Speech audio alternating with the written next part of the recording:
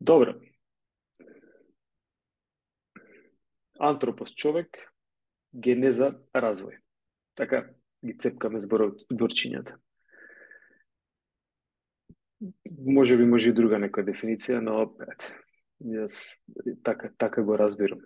Што представува оваа тема, кажува и слайдот дека е тоа некоја еволуција или развој или можеби деградација на некои системи, но сепак нешто што од подолго време, мислам, нешто што го разгледуваме конкретно кај човекот, затоа што е антропос и зборуваме за некој период на така, еволуција на човекот. За што се може да се зборува? Може за многу работи се зборува. Секоја наука зборува за еволуција на, за својата тема, ама сепак нели може да се зборува кај човек. Постојат еволуции и на други медиуми, како да ги крстам. Човекот и од една страна и ние сме некој медиум тука на планетава. Но излегува некако дека имаме потенцијал за развој, имаме и обратен потенцијал за самоуништување. Иако овде кажува дека има евидентна разлика од другите цицачи на интелектуален план, например, делфинот е тој кој што најмногу користи мозокот или најголем процент од мозокот користи делфинот.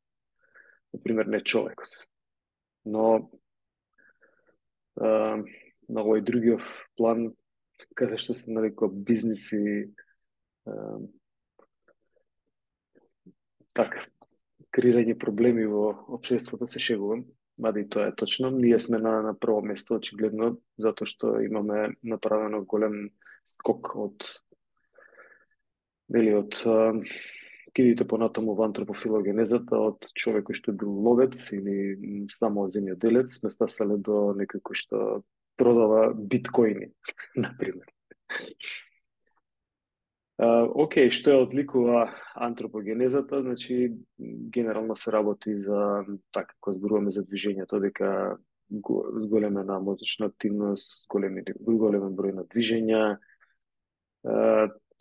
социјални действија, нели, специфични некои движечки способности, но нас не интересира и не само нас, ама ја некако тако стафивам дека движењето е тоа кое што ни направило да ние обстоиме, постоиме и стасаме до ова кај што сме сега во позитивна смисла, нели, ако гледаме, без разлика на сите војни и се она што се случува глобално затоплување и такви работи.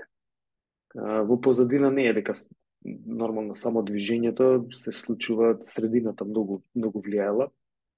Например, не знам дали знаете дека со глобалното затоплување, кој што најверојатно се фази кои што земјата ги поминува, ама ние факт е дека како луѓе со наши извори на загадување и креирање на CO2 делуваме на тој ефект. Например, пермафростот, тоа е првиот слој од земјата, пермафростот на земјината кора, значи првиот слој од земјата на Сибир се одледува и со тоа одледување се појавуваат вируси за кои што ние до сега не сме имале како во последниве колку 200 години како наукава успева со микроскопски методи да наоѓа и со медицината да ги препознава например вирусите. Значи се појавуваат некои вируси кои што во ледено доба на некој начин биле замрзнати и не успеале да хараат ни светот, па ете, меѓу другото тоа му помогнало и на човекот да обстои и да нема некаква пречка барем на тој план. Нели? Видовме еден ковид, не е еден, туку видовме што значи еден таков вирус кој што направи хаос и се замислете ако например немало такви хибернации на овие вируси, кои знае дали ќе зборувавме сега за движење кај човекот, дали ќе постоевме воопшто тука или може би ќе постоевме во некоја друга форма.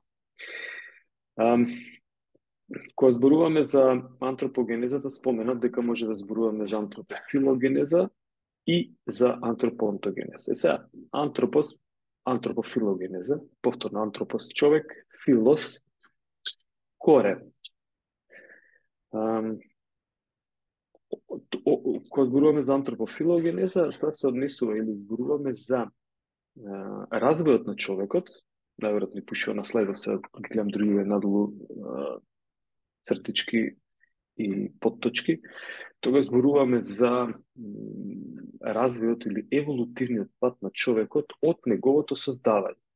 Значи, од кога не дека постал прав човек, туку од кога не постоел човекот, од кога дошла првата инициација, може би, за креирање на видот како како суштество на видот човек. Значи, од тогаш па до денеска што се случува. И сега нас не интересираат овие моменти на што се однесува во однос на движењата, па токму затоа може да кажеме дека постојат нели кај физикусот на човекот и кај движењата еволутивни и инволутивни фази. Еволутивни фази се однесуваат на она што се подобрува, значи нешто што ете се ќе видиме понатаму се исправа човекот според Дарвиновата теорија, нели? Според теоријата на Библија е друга, ама јас сум некако за наука да се држиме, може би преносно значењето во Библија и во други духовни книги, но сепак факт е дека ние не би требало многу наверување да сносиме, туку на некои по-конкретни материјални факти, еве конкретно за создавање на човекот. И Дарвиновата теорија не е, мислам, има логика во нејде, но не значи дека па навистина е 100% точна. Нели, тоа има, најверојатно ќе видиме живи здрави, па науката може би ќе допринесе, но сепак постои како и прифатена, сеопфатна теорија на развој на човекот. Па во нејзе, нели, како што кажав, ете, еволутивна фаза е дека човекот кој што настанал од примат, нели, од мајмун, се движал на 4 нозе, но понатаму како еволутивна придобивка се исправа на 2 нозе. Еве тоа е едно од еволутивните моменти, значи понатаму се фонд на движења, фонд на примање на движењата и така натаму инволутивни фази, например послаб рбет, па не знам дали знаете сега како инволутивна фаза можеме да зборуваме за деформитети на рбет, нели, заради седентарен начин на поминување на животот. Во овој период на експанзија на спорт и рекреативни активности сепак имаме и намалување во некои сфери на движења заради употреба на овие електронски уреди, смартфонови и сите оние интернет алатки кои што се појавуваат, но например една инволутивна фаза е или така некоја слабост во развојот на кај човекот, например стомачниот зид, знаете дека има неколку слаби места, например хернии се нарекуваат или кила, попознато во народот, каде што се појавуваат кај доколку се појави, значи слабост на мевната мускулатура, доколку се појави, тоа се појавува, точно се знае на кои места се појавува ингвинална кила, на ниво на препонската регија, умбиликус кај ниво на папокот и така натаму. Значи тоа се некои моменти кои што еве зборуваме за слабост на стомачниот зид. Клучите мислам повеќе по кинезитерапија за овој дел. Во овој период од развој на човекот во антропофилогенезата, некои процеси се забележени дека ќе поминал човекот, тоа се, нели, како што пишува, прилагодување. Мислам дека нема потреба да ги објаснувам, знаете отприлика за што се зборува, само да ги споменам. Мутација. Мутација не е само негативна, туку е позитивна мутација. Нормално може би да негативна, доколку имаме, например, во продолжување на врстата има инцес. Инцес знаете што е. нели, сродствено од иста фамилија и блиска фамилија, па се раѓаат бебиња, нели, кои што не треба да има различни генетски кодови, не може да бидат истите. Тогаш може да се зборува за мутација, но зборуваме и во генетиката за мутација, ќе видите на крај, каде што мутација е доколку некој од гените кој што претпоставуваме дека е добар, мутира во некој друг ген, но не значи дека има здравствен проблем, него например доминација на брзи или спори мускулни влакна. Океј. Значи тоа може да каже дека алејата XX мутирала во алеја RR, па наместо спори мускулни влакна, доминацијата е на брзи мускулни влакна кај човекот. Но еве чисто да знаете кои фази ги поминува човекот при од создавање на видот па до сега. Кои се влијанијата кои што помогнале за да има еволутивна фаза или развој во филогенеза? Локомоција се однесува на движење, гравитација. Гравитацијата е, сакам да ја кажам, четврта димензија. Гравитацијата е таа која што навистина многу помага, например, кај бебињата, иако нели генетски е развојот таков и они се развиваат, кога сме биле мали сме се развивале со суперсонична брзина, во рок од една година има тамо колку проценти изголемување на тежина, висина и така натаму, но гледајќи во однос на тежината на телото, релативност, тогаш малите бебиња се борат многу повеќе со гравитацијата отколку ние, отколку возрастните луѓе. Космонаутите кога ќе излезат надвор од атмосфера, земјина, тогаш имаат намалена гравитација, па имаат исфрлање на калциумот од коските. Зошто? Затоа што едноставно коската ја губи функцијата, нема потреба да биде столб на телото и сте приметиле дека и кога ќе се вратат од полог период престои надвор од земјина гравитација, космонаутите ги симнуваат на количка буквално затоа што нема движење, едноставно има атрофија на мускулатура, но и таква декалцификација на градбата на коските, затоа што едноставно ние сме создадени да живееме под гравитација. Значи, еден од овие битни фактори е гравитацијата, нормално движењето. Другиве фактори исто така чисто се однесуваат на генетика, па може да се каже дали е мутација, дали е дрифт или поместување на генетските кодови, но јас не бидел понатаму во овој дел да објаснувам многу. Низ кои фази поминува човековата моторика, тоа е за нас интересно. Значи, како што споменав, најпрво собирале плодови, па се среќава фаза на ловец, па почнуваат да припитомуваат диви животни, да ги користат за своите потреби за нечи, и денеска сме во фазата човек кој што управува и владее со машини, но некако се повеќе одиме кон фазата дека машините, моторика кај човек кој што е управуван од машините. Така некако оди, ова е стара снимка со Доналд Трамп. Трагедија за таа држава, ама барем не направи ниту една војна човекот. Кои стадиуми ги препознаваме, нели според Дарвиновата теорија, ги кажав, предхуман стадиум, кога имаме четвороножно одење, и хуман стадиум, кога веќе се препознава човекот. И сега, кои се тука бенефитите, дека во предхуманиот стадиум агонисти и антагонисти имаат различни, исти генерално функции, но понатаму се распределува некако таа активност. Например, ексензорната мускулатура е посилна од флексорната мускулатура. Зошто? Затоа што мускулите екстензори се антигравитацијски мускули и тие секогаш се борат со земјината тежа. Например, кажете еден мускул што е екстензор, прво што ви паѓа на памет. Оваа тема може и да не ја знаете, ама најверојатно може би некој ја учил во средно училиште. Квадрицепс, например. Супер. Кои глави од квадрицепсот се екстензори. Rectus femoris, например. Например, ректус феморис е флексор, затоа што припојот на ректус феморис, не, чекај, на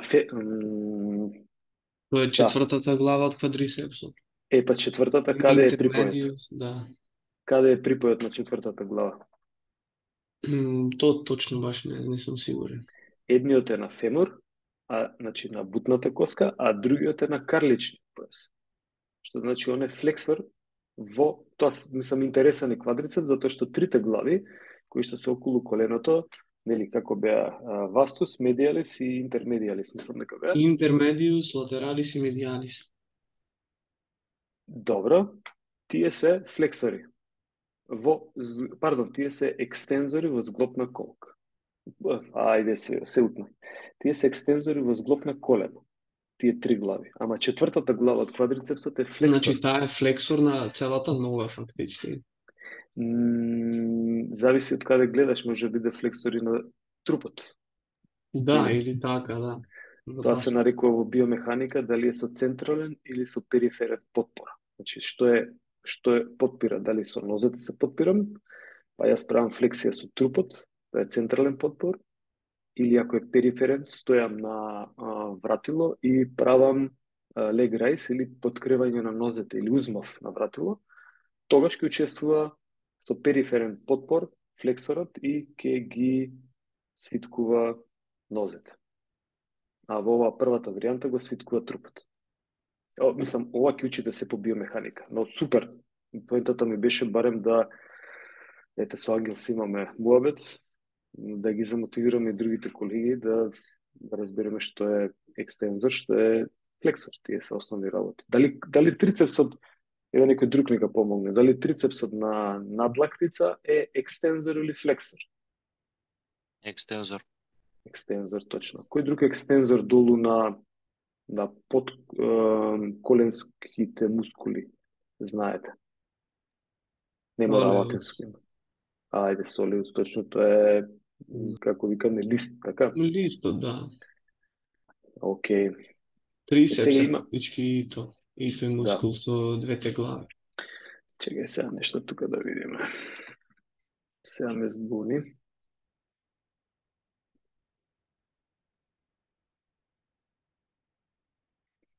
Затоа што солиус е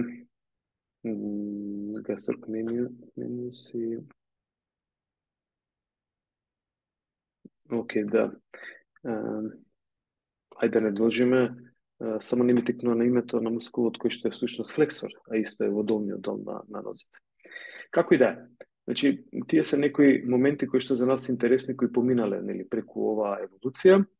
Како што кажав, траги за незавршени еволутивни процеси или така инволутивни, се рамно стопало, флексори во зглоб на колк, значи слабински дел на рбет, нели, проблеми настануваат со рбетот затоа што исправена положба, па има поголема пресија надолу и така натаму. Со овој дел за антропофилогенеза завршувам. Некој прашање дали имате?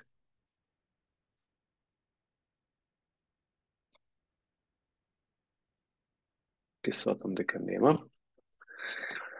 Вториот дел зборуваме за антропоонтогенеза. Значи, две типични прашања кога нема да знаат колегите да објаснат за издржливост, силина, латентен простор, подобрување на брзина, што се моторички навики, кои фази поминуваат, тогаш одиме на антропофилогенеза и антропоонтогенеза. Многу поедноставни теми, ама некако не ги помнат што значи терминот антропофилогенеза, кој што претходно го објаснив, и што значи терминот антропоонтогенеза, кој што е сега ќе го објаснив. Антропос повторно човек, онто од создавање на јајцеклетка. Сушност од оплодување на јајцеклетка. Значи од тогаш настанува човекот. Овој денеска што го знаеме, од тогаш настанувате вие, јас сум настанал и сите кои што живееле или кои што ќе живеат. И сега антропофилогенеза разгледува од давнина, од пред колку тамо илјадници години, а антропоонтогенеза разгледува од раѓањето на човекот па до неговата смрт. Тоа е разликата. Значи, од раѓањето на човекот до неговата смрт, а антропофилогенеза од создавање на видот човек па до ден денеска. Ова се некои периоди кои што ги препознаваме. Јас нема да се задржувам долго, ќе застанам ке пубертетот малку повеќе. Парав еден многу добар постер за развој на движењата ке луѓето, ке децата, кој што може да се искористи, не можам да го најдам. Чисто, вака, вели онтогенеза е рекапитулација на филогенеза. Да, супер го имаше професор Ивановски споено. Дека она се што се создало во филогенезата, во онтогенезата ние го живееме. Се надевам дека ме сваќате што објаснувам. И затоа се вели дека е рекапитулација. Значи, нашите предци она што успеале да еволуираат, ние го користиме како бенефит од нив. Во сегашниот живот, најверојатно нашите наследници ќе го користат она што ние ќе го ставиме, затоа е нашата одговорност многу голема во однос на се. И во промена на генетика, доколку постои еволуција, еволутивна промена, и во оставање на environment или животна средина како што треба, затоа што имаме одговорност, сме наследиле и треба да оставиме во наследство нешто што треба да функционира, а не само за нас да приграбиме. Според Бернштайн, значи онтогенезата се дели на оваа фаза на созревање на централен нервен систем и до созревање функционално или воспоставување на координацијско ниво. Да, ја би отишол на законитости. Ова се интересни законитости, ке Марија Гејч може да се најдат, кои какви законитости поминува човекот од раѓањето и на што се однесуваат, кај ќе зголемам. Па, например, имаме константност во развојот. Тоа значи дека по редослед се случуваат некои одолни функции. Ако гледаме во моториката, значи не може први детето не се раѓа и почнува да оди, па потоа почнува да плаче, туку по развојот на моториката знаеме, први плаче, цица, па постепено почнува да, се исправа, ползи, па понатаму се доисправа на две носе. Интермитентност во развојот. Значи се појавуваат некои прекини, например, не знам дали сте приметиле конкретно кај одењето, некои беби дечиња почнуваат да лазат, се исправаат, почнуваат да одат и одеднаш престануваат да одат, се враќаат кон лазењето. Значи на некој начин како да го утврдуваат градивото и материјалот, но настанува промена мала во тој дел. Например, во растот, не секогаш растат истовремено, особено пред пубертет, височината и тежината. Да, нормално ќе се покачи височината, ама ќе се покачи одреден степен со одредена прогресија и тежината, или обратно тежината па височината, но се случува, особено, мислам, не е ретко, дека, например, или прво ќе некој зависи од генетика, ќе се направи поголема тежина, па ќе порасне во височина, или обратно, височина па тежина. Истото е и за развојот на екстремитетите, например, може да случи да израснат, тоа не знам, не многу, ама се препознаваат тие работи. Први рацете, повторно кажувам, не многу, но со некоја така прогресија. Кога зборуваме за алтернативност, тогаш баш ова сега што го споменав е дека наизменично се појавуваат некои законитости на развојот. Па, например,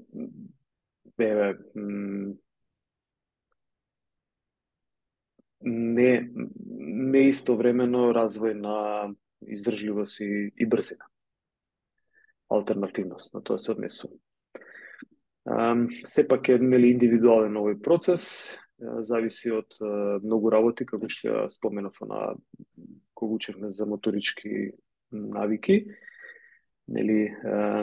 constraint-based theory, дека буквално од многу работи зависи, од фамилиарни односи, од средината во која што живееме и нормално секако од генетска предиспозиција за нештото. Темата на на кошаркарите и дали ниско детенце, ако однесете во средина кај што се тренира кошарка ќе порасне, разјаснивме минатиот пат. Една од законитостите е латерализираност на функции, која што се однесува на тоа дека нели, тамо после втора, трета година веќе почнува да се едната од хемисферите да покажува доминација.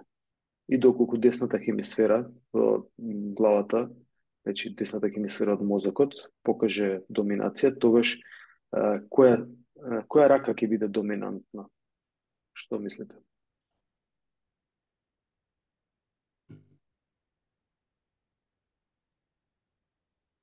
Ангел? Мислам дека десната би требало да биде, ако е левата. Левата. Ќе би... Ако- Обрато значи е добро. Да, ако е десната хемисфера, тогаш левата рака е доминантна. Ако е левата хемисфера доминантна, тогаш е десната рака. Сега имате тука латерализираност која што е, например, еднострана, десна рака, десна нога и обратно лева рака, лева нога, но имате и вкрстана латерализираност која зборуваме за моториката, десна рака со лева нога, например. Па како ќе проверите која нога ви е посилна? Ќе направите одраз двочекор, со која се одразува да таа ви е посилна. Која ви е доминантна во овој случај? Да, што е Ајде, посилно. па не мора да значи. Најчесто доминантната рака, ако е десната, таа е прецизна, а левата знае да биде силна во таа латерализираност на функциите. Но, ајде ќе го ставиме тоа за понатаму. Ова се некои фази кои што се препознаваат, нели?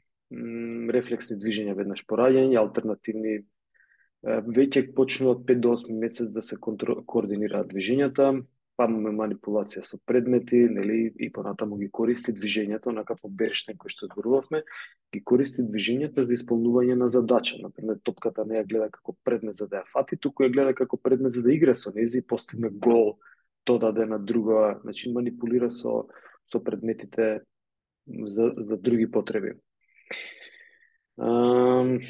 Океј. Вака некоја возраст во животот и периоди, например, вика период на возраст е на возрастен човек, детството го кажавме, така, да, само да видам да се вратам уште еднаш. Детството го кажавме, овој период на возрастен човек од 19 до 40 година, не го кажавме детството, зашто ми измешано тука. Ја би се осврнал повеќе на овој период каде што сме биле деца. Значи до рано детство до 7 година може да ги видите овие нели поделби. И сега што е интересно, тоа е интересен периодот на пубертет. Да, тука го имаме, после детството доаѓа пубертет, па доаѓа зрелост. Уште еднаш има уште некој слайд овде за новороденче, добро, каде што холокинетичка реакција кај новороденчиња се однесува на тоа дека нема контрола врз движењата, значи кога сака да контролира или да направи едно движење, прво е непрецизно, а второ со целото тело реагира. Значи тоа се однесува холокинетика во целост. Па сте ги приметили бебињата дека тие мрдати со рачиња и со нозиња, сакаат да покажат нешто или сака да земе нешто или сака да допре нешто, ама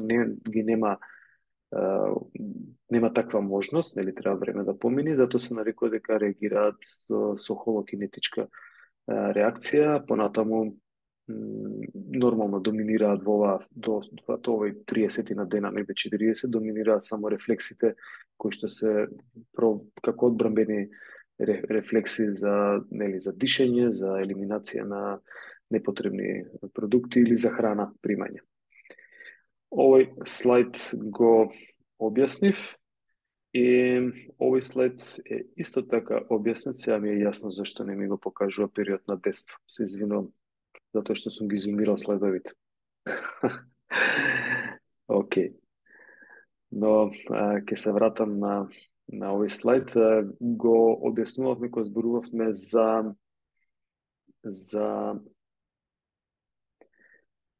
тестирање и за споредба кај тестирањето беше. Зборувавме дека може да приметите што значи развој на слична годишна возраст кај машки и кај девојчиња, нели? И каде е разликата почнува да се создава. Но да.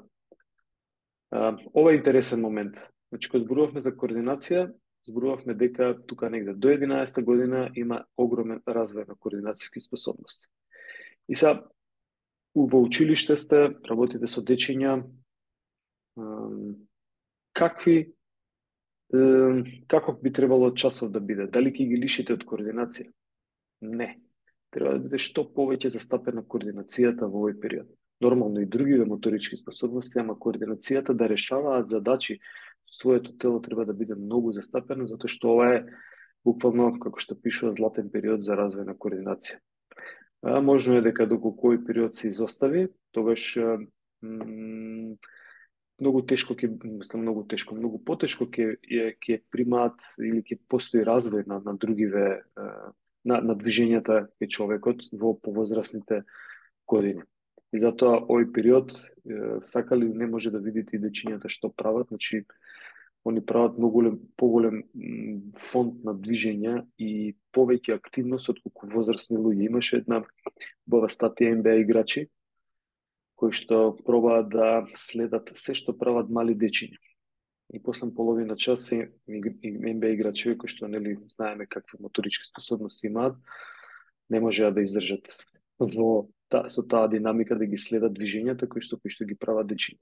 Нормално за нив можеби помало тежини имаат, ама по друга страна нели имаат и послова мускулатура. Така да сакаат дечињата да се движат во овој период. Во овој период тука веќе се препознава, може да видите дека женските, например, имаат поголем развој. Но, например, пак кај моторичките способности машките покажуваат подобри резултати. Кога зборуваме за оваа помлада училишна возраст, тука што да се очекува дека нели расте телото,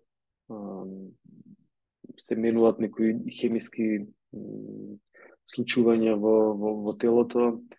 Исто битен момент, да не го споменав, тука се развива спринтот и брзината. Значи, овој период е до пубертетот, особено 10-11 година, се нарекува дека доколку нема генетска предиспозиција за брзина, тогаш ако задавате вежби за брзина, ќе настане неуропластична промена во генетиката. Тоа значи дека максимално генетскиот потенцијал за прикажување на брзина ќе се искористи доколку се допираат механизмите кои што се одговорни, оние латентни димензии, латентни механизми кои што се одговорни за трансформација на брзината.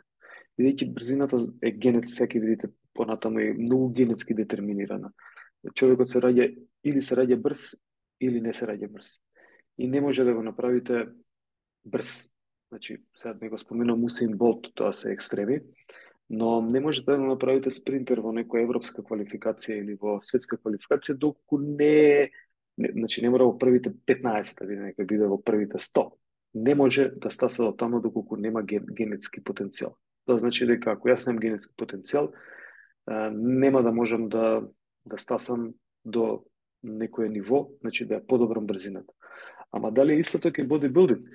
Не.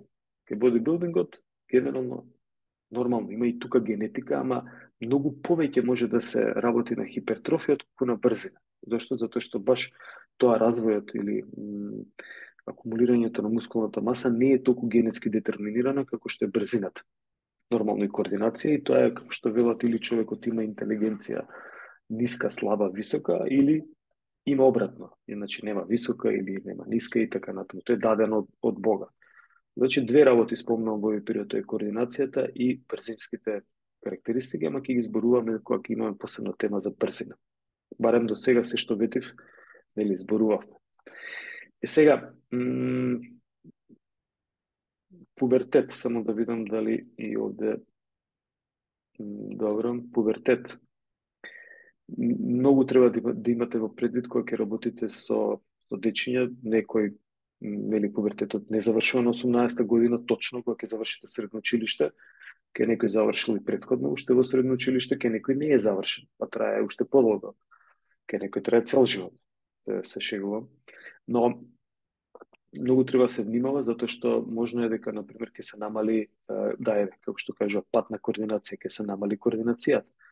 Да ние велиме нешто се случува со детенцево, со детето, нема ги губи движењата, расеане. Дали е тоа причина, например, да го тргнете од спортскиот клуб или да не му помогнете во развојот од типот на дека не те бива. Не, апсолутно. Ние треба да сме педагози, да знаеме дека овој период е нормален кој што следува и дека треба да се причека. Како што кажува, треба да се причека да настане хормонално созревање. Треба да причекаме коските да се стабилизираат во растот. Треба моториката може би била добра, ама сме изгубиле. Треба да причекаме да се врати повторно.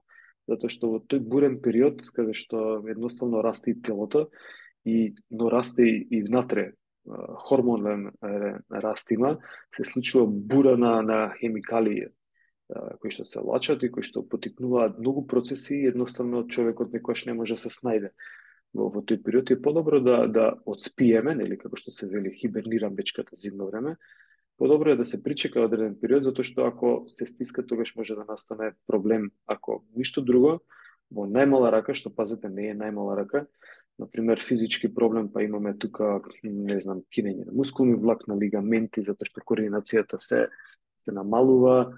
Тоа се најлесните повреди, ако знаете, предпоставувате колку е лесно, воопшто не е лесно некој да скине лигаменти или да треба на операција да оди, има 14, 15 или 18 години. Но може да настанат и други проблеми на психолошки план. Затоа кажам, моторикава е можеби поедноставна, доколку на другиот план се работи, не се сработи како што треба.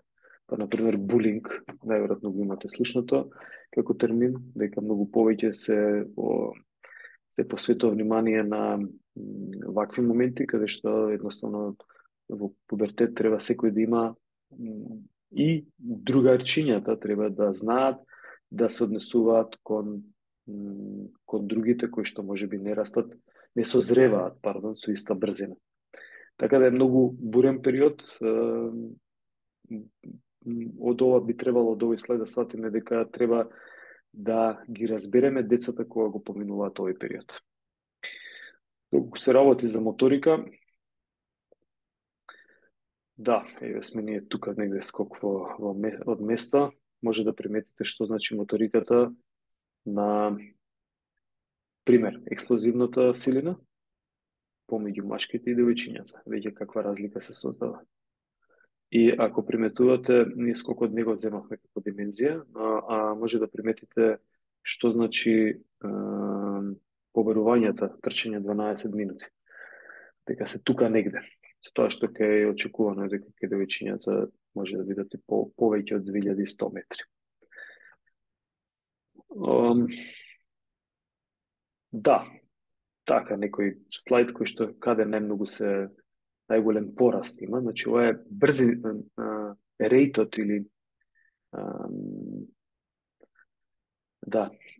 тапката на раст е голема. Инаку, например, аеробна издржливост и анаеробна издржливост можете да развијат апсолутно и после 18-19 година. Силина исто, така, се развива. Значи, постоперативно од 0% на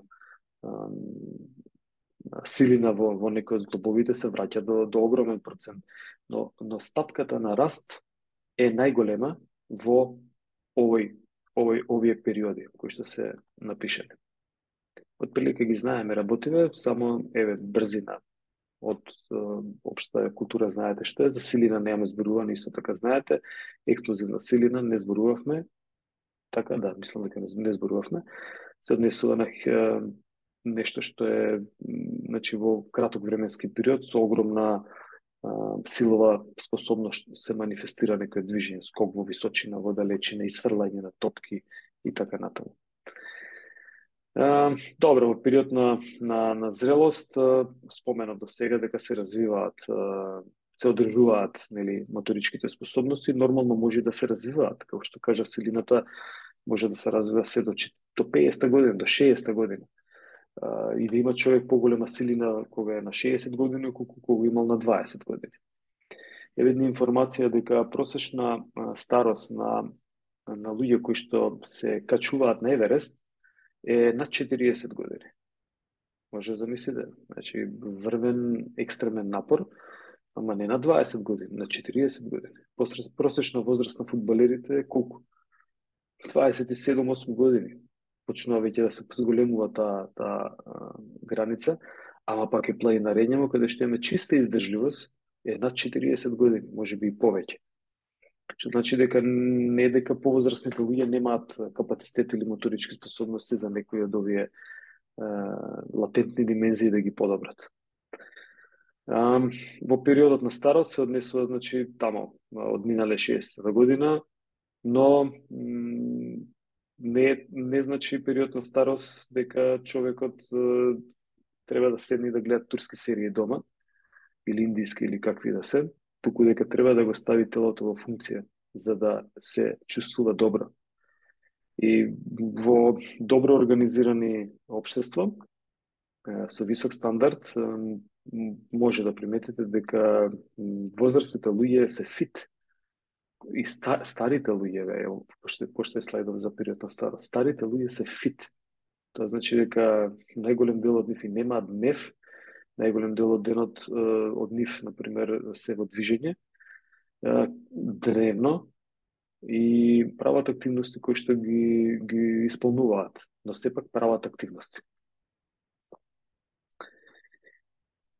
Океј, аха. Да, ова се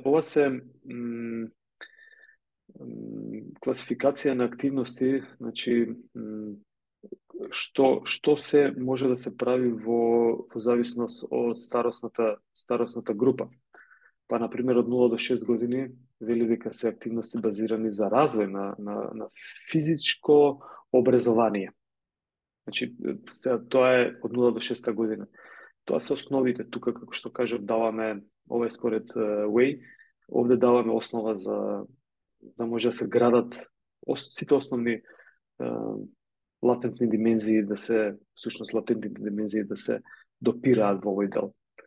Па, од 6 до 9 година, може да видите дека се даваат најчесто фан вежби, ама тие треба повторно да се работи на како што е координација или агилност, баланс е рамнотежа, координација, и да не ги набројувам преку, еве ги до тука до брзина, овие 4 способности ги кажале, како да се работи преку овој вид на движење. Например, кај нас клайминг многу ретко. Во други земји зидови за качување има на секој чекор. Особено за дечиња, мали, безбедни, каде што долу не мора јаже да користат. Да не ги читам работите што се однесува од 9 до 12 година, од 12 до 16, ова е слична една класификација која што е според Way, нели? 18 плюс training to win, супер го има дефинирано, и во повозрастните година active for life.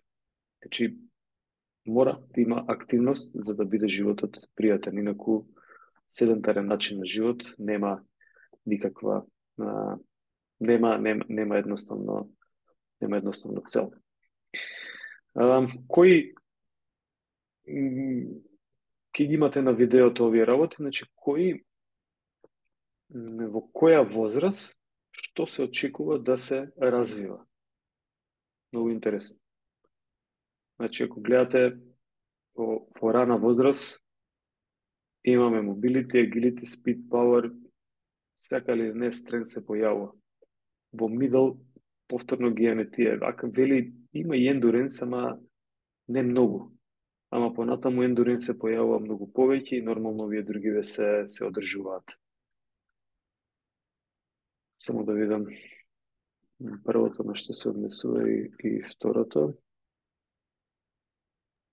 Првото е за жени, второто е за мажки. Да, браво. Најверојатно. Ама го најдовме негде знакчето или не? Пиши овде, Females. пиши, да. Females. Значи, каква корекција, Ангел, секоја чест. Ева када споредиме. Генерално, пазете, овие анализи се правени, ќе видите после ме на едно истражување за генетика, ќе ви објаснам, ќе ви прикажам што го работевме. Овие анализи се правени на асоциација, тоа значи дека тестирани се на 9 годишна возраст девојчиња и тестирани се машки на 9 годишна возраст и што е добиено. И сега тука е многу битно дали они биле подвргнати на вежбање предходно, дали е развиена брзината, бидејќи ве гледате кај например кај девојчињата прикажуваат брзина и на поголема возраст. Па дали е интервенирано во наставниот план и така натаму. Ама сепак ние се водиме според вакви истражувања кои што велат очекувано е дека нели треба да има вакви и онакви разлики помеѓу машките и женските во старосната календарската возраст, хронолошката возраст во однос на моторичките димензии.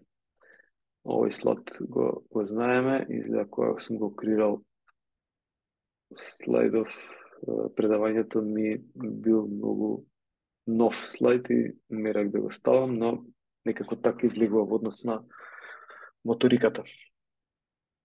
Со овие 4-5 слайда ќе завршам. Ако имате нешто прашање, кажувајте.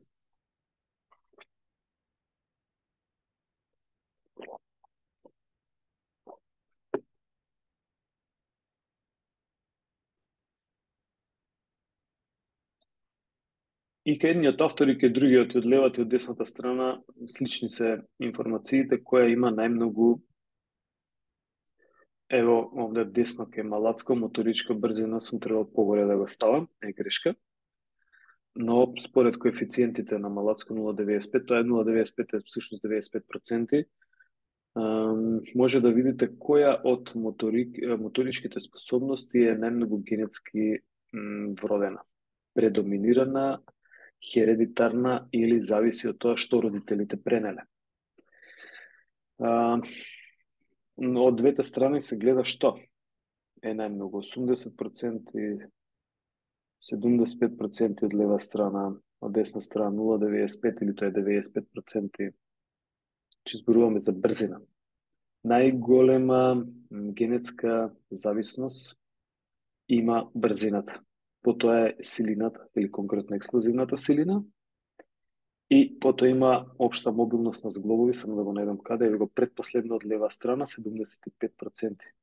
Значи, ничем вели дека има подвижност на зглобови, Малацко вели дека има флексибилност, тоа е тоа, дека е ниска. Но споменав ке флексибилноста, дека оној кој што може да ги допре колениците и не може да отиде подолу, очекувано е дека ќе ја подобри флексибилноста, ама дека ќе направи некоја екстра флексибилност како што имаат гимнастичарите и гимнастичарките, нема да може. Тоа исто како јас, ако не сум брз, дека ќе влезам под 11 секунди на 100 метра, тешко, или под 10 уште потешко. Ова е една слика. За нас е битно да знаеме зошто го кажувам ова, не да лимитираме да кажеме аха тој не е брз, туку особено во детството да знаеме да ги стимулираме брзите движења кај дечињата. Тогаш настанува, втор пат кажувам, невропластична промена во генетиката. Очекувано е да настане. Значи, очекувано е да настане и координацијска промена и затоа е добро да знаеме ако веќе се генетски зависни или предодредени, тогаш во кој период од детството најмногу се развиваат? Во рана возраст. Тамо ќе ги задаваме по програмите за развој на дечиња, на физички план, значи физичко образование, часовите, тука наставникот по физичко треба да дава, например, после добро загревање, брзи движења, координацијски вежби, не да биде тоа 1-2, туку низ игра, како што нели беше според Уеј дека треба да бидат забавни вежбите. По таа причина е добро да знаете кои моторички способности се генетски зависни. Дали, како што споменав, ќе му кажете на повозрастен човек дека ти то врв тешко дека ќе се качиш ако ниеднаш не си бил доводно. Не. Многу лесно се менува аеробната и анаеробната издржливост. Многу лесно. Дали, например, некој кој што нема искуство со вежбање и со подобрување на силината, ќе може да направи трансформација на силината, па дури и промена на физикусот. Да, ќе може да направи. Намалување на масно ткиво, релјеф, зголемување на релјефот на градбата на телото, значи подобрување хипертрофија некоја на мускулите, дури и во повозрасни стадиуми и на 50 и на 60 години нема да биде со таа стапка, нели, на раст, ама сепак ќе има позитивна промена. Ама дека ќе ја задржите брзината на 60 години како што сте имале на 20, тешко. Таа е дадена способност за во млади години. Ова се некои од гените кои што за нас се битни, и мислам битни, интересни. Мислам дека имате изборен предмет генетика, не сум сигурен. Ако имате тогаш таму повеќе, ова е само извадок од докторатот мој, каде што работевме една анализа за ACTN3. И сега сакам да кажам дека, например, овие гени се издвоени, дека имаат доколку е генот ваков или онаков, значи доколку има тој дрифт или мутација на некои алеи, тогаш луѓето може да се очекува, например, да бидат подобри во VO2 максимум, подобри во издржливост, подобри во раст на мускулна градба, нели? Подобри во брзина и power или максимално силни движења, ACTN3. ACTN3 и AMP3, D3 деминаза, искрено не ми текнува сега на што се однесуваше. Не е моја тема, ова е само извадено, значи, од трудови, цитирани се трудовите ке Девиц, кои што објаснува на што се однесуваат, може да се прогугла. Но за овој дел можам да кажам, затоа што ова го имам работено, ќе видите на наредните слайдови, дека ACTN3 е ген кој што е одговорен за доминација на брзи или спори мускулни влакна, или мешани. Како? Овој слайд овде ќе го видиме првин, каде што ја објаснува алеите, ги објаснува на факторите, значи оваа табела ја гледаме, пардон, таа е вака. Доколку постои XX фактор или XX алеи доминација кај ACTN3 генот, сватете го сега само на овој начин, да не навлегувам длабоко во генетика, значи како изгледа тоа и така натаму, не е наша тема. Нас интересира аутпутот. Интересира што ако добиеме информација дека некој има при контрола на ACTN3 добиене дека доминирав или има XX фактор на ACTN3 генот. Тоа значи дека доминираат бавни мускулни влакни. Ако има РР, тогаш доминираат брзи мускулни влакна. Ако се најде во ACTN3 дека постои RX алејата, значи ова е мутација на алеи, RX алејата, тогаш имаме и брзи и спори мускулни влакна. Ај сега бавните мускулни влакна како на друг начин се нарекуваат, по боја можеби, и што можат они да допринесат, какви движења да се изведуваат. Кажува овде бавни и брзи, нели, ама која способност, например, дали бавните се повеќе за издржливост или повеќе за силина? Бавните се повеќе за издржливост. Точно, и се нарекуваат црвени мускулни влакна. Зошто? Затоа што имаат повеќе во мускулната градба на ткивото, има хемоглобин, миоглобин всушност, значи можност за поголем транспорт на кислород. Кислородот е директно врзан со аеробните активности и директно е врзан со издржливоста.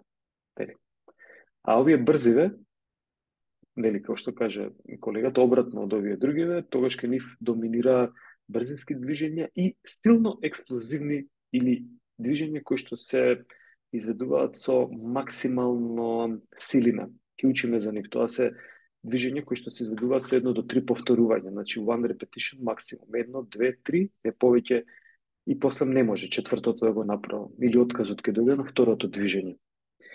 Значи тогаш зборуваме дека ги провоцираме брзите мускулни влакни и тие се одговорни за изведба на овие брзи движења. И сега замислете ако во мускулот има повеќе бавни или брзи.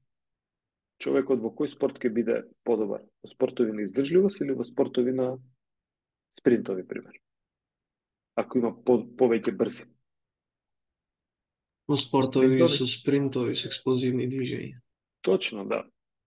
И сад тоа и не мора да се проверува лабораториски, конкретно овде кај нас кој го работевме беше правено со крвна анализа на сите испитаници, ваши колеги кои што учествуваа во проектот. Земене примерок на крв, нормално се сложија за тоа и најдена баран е овој ACTN3 ген и мутацијата на алеите XXRR и RX за да може да дефинираме. И сега ќе се вратам што е правено за да сватите како може би изгледа едно истражување и како се донесуваат некои заклучоци, дали конкретно ние овде баравме дали генетиката има влијание врз 6-неделен развој на максимална сила. Кај испитаници, овде ви видели дека се 21, испитаници кои што се на возраст од 18 плюс минус 6 месеца. Значи 18 години плюс минус 6 месеца. Испитаниците беа поделени во 3 групи. Сега конкретно нас и не интересира толку кои се три групи, ама еве, едниве работеа цела амплитуда, вторите работеа скратена амплитуда. Третите исто така работеа скратена амплитуда. Ги има тука и објаснувањето, значи кога се работи за бицепс, работеа бицепс и трицепс. Работеа значи вежби за мускулите кои што се одговорни за флексија и екстензија во зглобот на лактот. Ќе правам пополека да зборувам за да ме разберете, ама е интересно како начин како се воспоставуваат истражувања. Ќе објаснам уште еднаш. Значи, едва групата работеше движење каде што има најголемо мускулно напрегање. Еве ке бицепс, најголемо мускулно напрегање ќе има ако раката ја спуштам надолу и од испружена рака почнувам да кревам нагоре. Значи, тука мускулот најмногу трпи оптоварување затоа што е екстензијата максимална, и затоа што лостот е голем, и затоа што во првите 30 степени од аголот кој што се изведува движењето, има најголемо оптоварување. Нели, кога ќе ја подигнам веќе раката, еве од тука па до скроз комплетна флексија, може да по логика да сватите сте употребувале вакви движења, дека е многу полесно. Зошто? Затоа што лостот е помал, прво и основно, затоа што земјината тежест секогаш влијае надолу, ама лостот е помал. Овде ако испружам раката има многу поголем лост. Сега само за бицепс ќе гледаме иста логика и за трицепс. Значи од максимална екстензија првите 30 степена нагоре работеше едната група, втората тоа е видот на движење. Третата група работеше исто скратена амплитуда, но претходно беа тестирани на изокинетичка машина Biodex и најдовме каде мускулот има максимално или најмногу е силен. Еве така ќе го крстам. Мускулот е најмногу силен кога кај флексорите од 70 до 100 степени. Значи ова е 180 степени. Значи од 100 до 70 степени тука негде, значи во овој радиус каде што значи не е ни испружена раката, не е ни флектирана скроз, мускулот покажува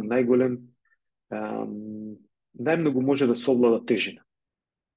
И нас не интересираше дали ако правиме вежбање со скратена амплитуда на овој начин или вежбање со скратена амплитуда на овој начин, ќе биде различно доколку правиме вежбање со цела амплитуда, значи од доздола до горе. И сега тоа беше видот на движење. А од друга страна, задачата на испитаниците беше да работат не повеќе од 3 повторувања, значи да ја зголемуваат тежината на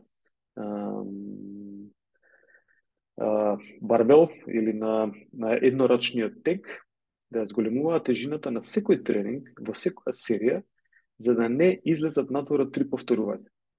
И на тој начин, вие секогаш ја допирате максималната сила.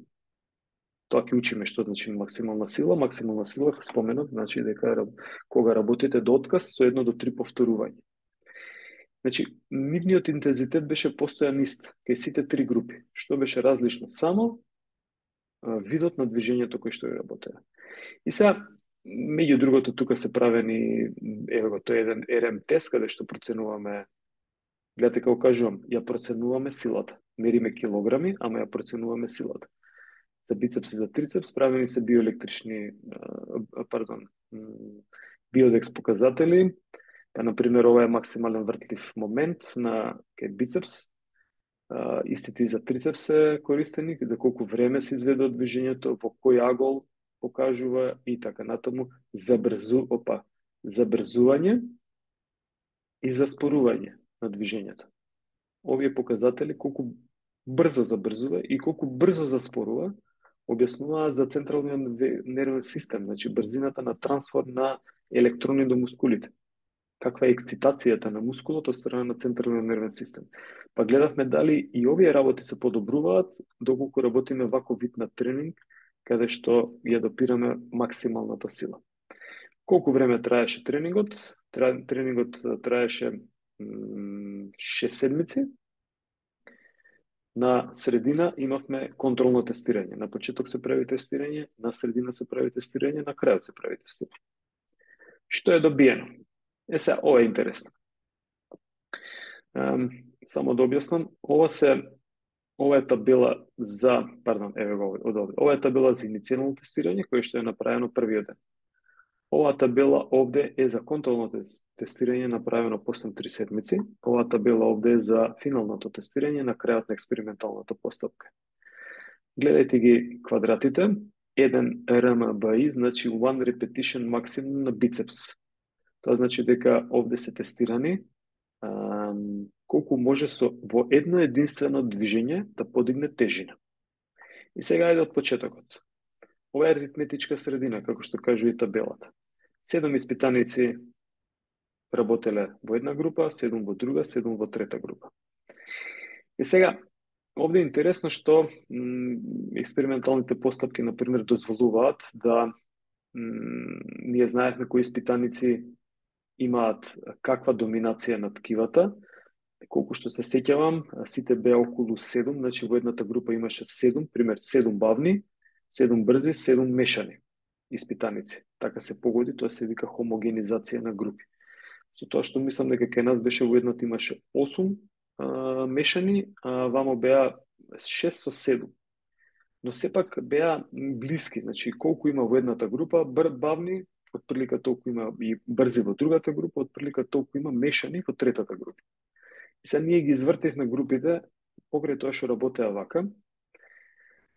Зошто успеав се дозволи вака да ги извртиме сега групите? Затоа што свативме дека испитаниците на било каков начин да вежбаат, сега ќе се вратам повторно. Дали ќе вежбаат цела амплитуда или со скратена амплитуда како е 2 или со скратена како е 3, тие во сите овие временски точки, во ова и во ова, со иста прогресија им растеше максималната сила. Значи, немаше разлика дали ќе работат со скратени амплитуди, максималната сила се развиваше исто во глобала 90%, имаше некои разлики, нели, каде што не се во некои сегменти, ама истото се случува и за бицепс и за трицепс. Значи, без разлика на која амплитуда, они растат исто.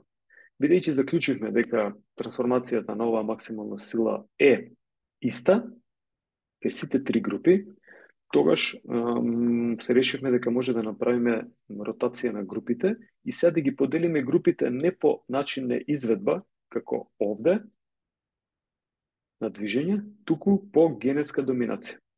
И затоа велам дека тоа и малце и се погоди, но може да се хомогенизира, да кажеме, ќе одбереме 7 брзи испитаници, 7 бавни, 7 брзи, 7 мешани. И сега кога веќе ги добивме ние тој распоред, тогаш пробувавме да видиме на дали овие бавниве, кога вежбаат тука, значи меѓу првиот и 21-виот ден, и кога ќе вежбаат од овој до овој ден, се разликуваат во подобрување на резултатите од брзите и од мешаните. Значи доминација на генетика. Тука чисто може ги видите резултатите кои се, например, они така беа хомогенизирани на почетокот, да сите може да кренат околу 13 килограми на бицепс, недоминантна рака. Значи рака што нема да ја употребуваат, нема да ја вежбаат во периодот од 6 недели.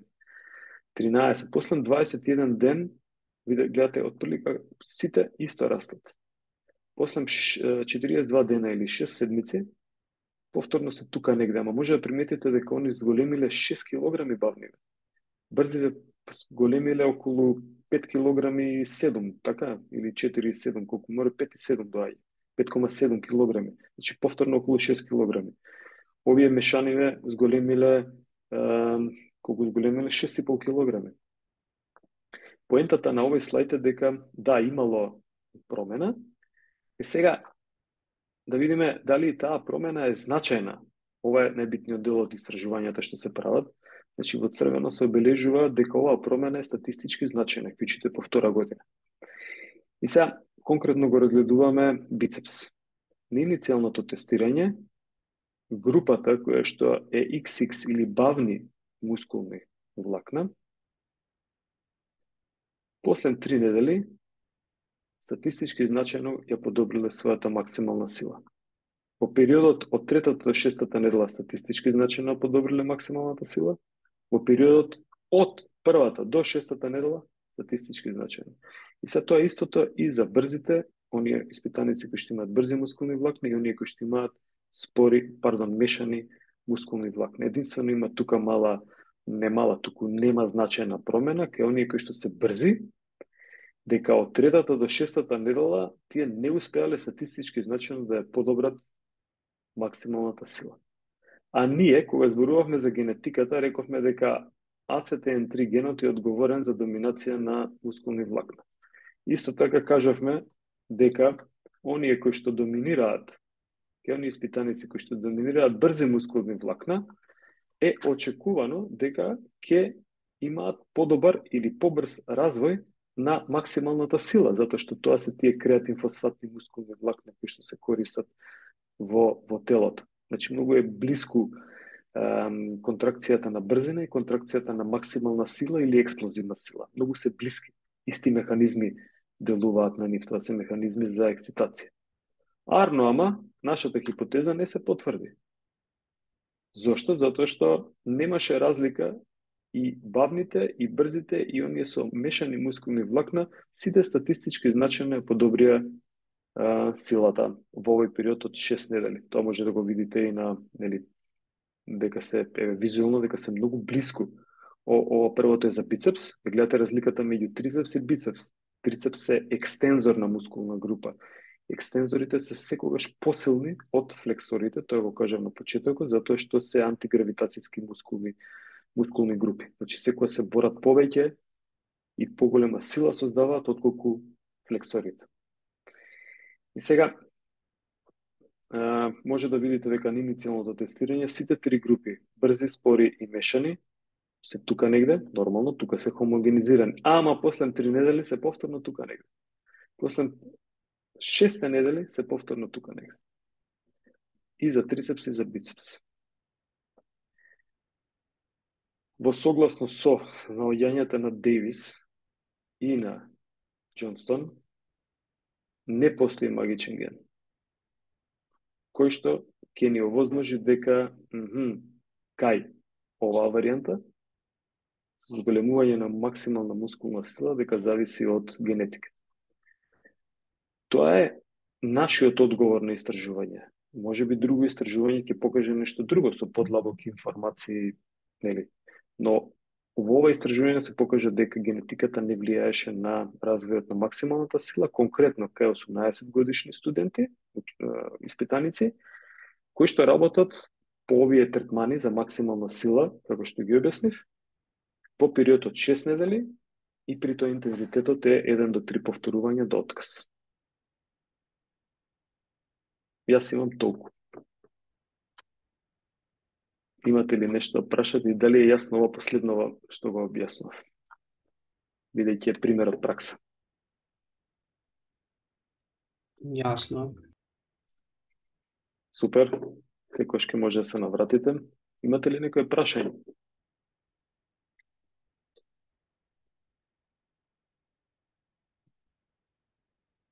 Ке сватам дека нема. Да рекапитулирам, зборувавме за антропофилогенеза, зборувавме за антропоонтогенеза, зборувавме за генетска доминација на врз моторичките способности и покажав еден пример како изгледа едно истражување за еден многу мал сегмент, споено моторика и генетика. Океј,